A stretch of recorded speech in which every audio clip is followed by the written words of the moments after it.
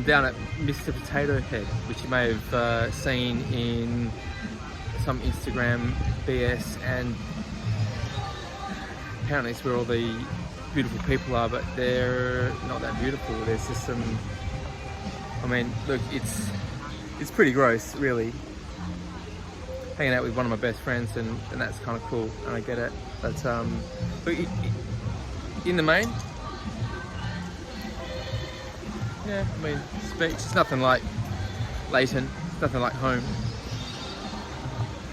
Day before yesterday, I went for a ride with Gray and a couple of friends, Polish guy, a couple of German dudes, English guy, and we went mountain biking around the rim of one of the volcanoes, which is just outside of Ubud, maybe an hour drive to the northeast of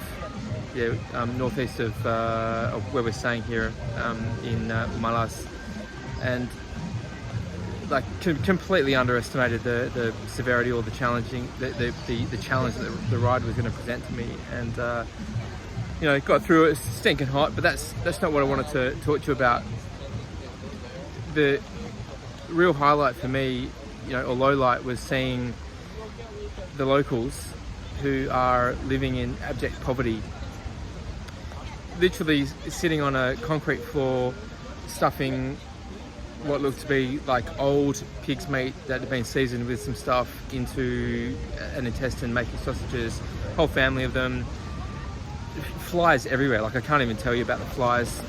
Little kids running around screaming, like, and I have done some traveling. I've spent a lot of time on the road in Asia, spent some time in maybe 6 months in China, India. So I've seen a lot, but I don't think I'd ever seen people literally on the floor, so dirty, making their food.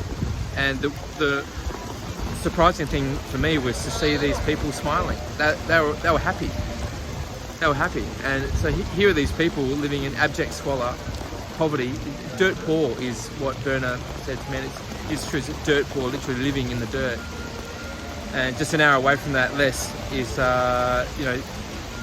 you can spend anything on any type of meal that you like. People, Instagramming and,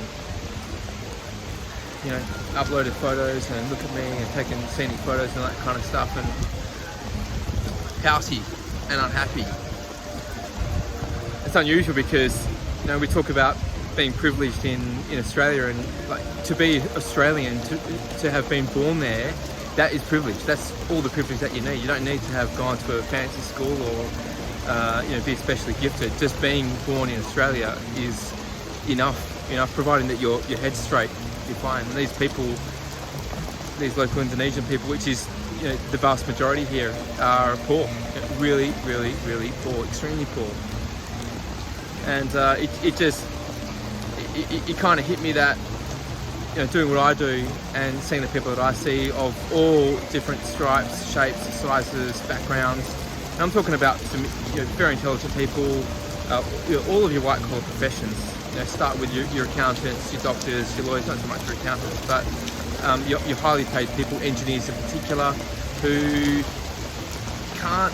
The irony is they're not wealthy. Like they don't have any money. They might have a mortgage of $1.8 million on a house that's worth $2.5 million. So you've barely any equity in there, and car loans and credit cards and all this bullshit to afford this bullshit life that they're living in, which is probably like most of these people here. Not so much now because they've all skedaddled, but it's kind of interesting to see how even with the privileges that we have in a rich country like Australia, that the most educated people don't have that financial education, which is enough to get them into a position where they are really wealthy. They think that living the life where they own the things and you do this stuff and go to Potato Head or whatever this place is, which actually sucks. The food was ordinary, vibe's ordinary, the music's shit, people are gross. Ugh. I had more fun at a little Sulawesi warung yesterday with a few of the local guys and girls, and just better food, probably healthier as well. And so it kind of disappoints me that with the education that we have available to us in Australia, we still can't bring ourselves to educate ourselves enough about money to create true wealth. And here are people in in Indonesia, dirt poor, that